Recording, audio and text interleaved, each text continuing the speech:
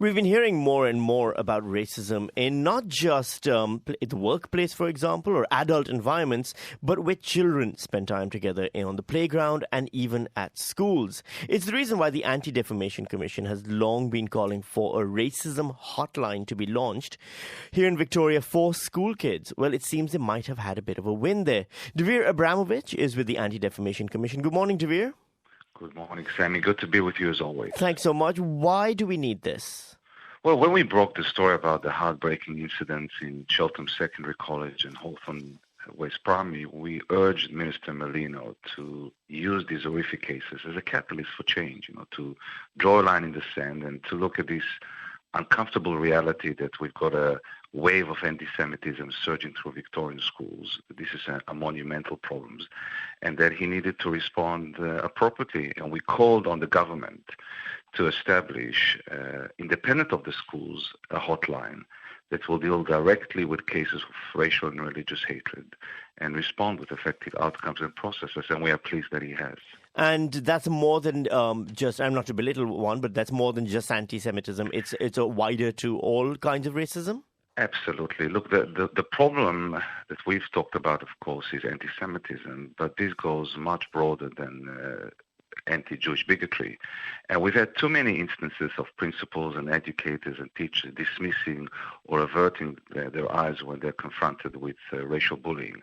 They often trivialize the attacks as childish aberrations. They're slow to respond. So what they're doing is enabling the wrongdoers, because they're sending a crystal clear message that this is acceptable.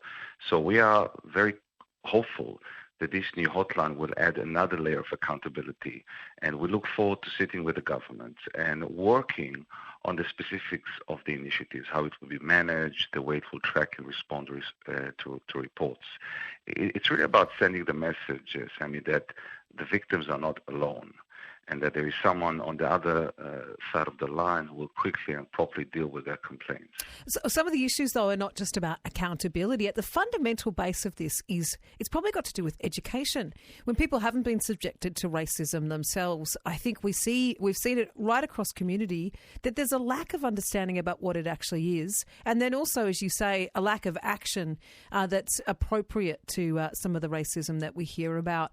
Do you think education is an important part of this? And how do we go about that? Yeah, education is the key to changing hearts and minds. And we have to educate students about the impact of racist behavior, about the damage that it inflicts. But above all, leaders need to lead. It's about moral leadership. It's about how principals, how teachers, how coordinators, how elected representatives speak about this problem, how they deal with the issue of bigotry and harassment and intolerance, not just in the schoolyard, but also in the workplace. We've got too many vulnerable and defenseless children at schools who are being subjected to this kind of harassment, and they feel that there's nobody there stretching their hands out and saying, we will help you. Dvir, the accusation you made, though, that principals, for example, are belittling this, the accusations of racism or the experiences of racism, is that more accurate, or is it just that the principals, as we've heard many times, are overworked and have so much stress already to deal with in running the day-to-day school? What will a hotline do? Is it a therapy line? Is it a place you call up just to have someone hear your complaint, or is there something that the hotline will then follow up on with the principals afterwards? So we've often spoke about this as being an emergency line, because at the moment there's a pyramid of bureaucracy with the Department of Education, that if your son or daughter have been attacked at school or have been harassed, you go to the education website, and it's a labyrinth to actually find how to report the incident. And then often they'll come back to you and say, we'll get back to you in 28 days. Well, that's not enough, because often harassment and bigotry can lead to suicide. So what we've said is, within 24 hours, there needs to be a response. The schools need to be aware that the Department of Education is on it. They're looking and tracking what's happening, and they will reach out to the parents and to the victims and talk to them about appropriate responses, how they can help them. This is too serious to be left to administrators.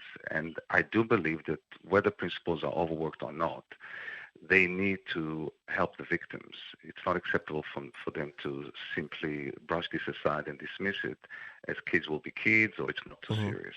1-300-222-774. Is a racism hotline something that might help the kids, or does this responsibility still belong with the schools themselves? Dvir Abramovich is with the Anti-Defamation Commission. Thank you so much for speaking with us, Dvir. I appreciate the opportunity. Thank you.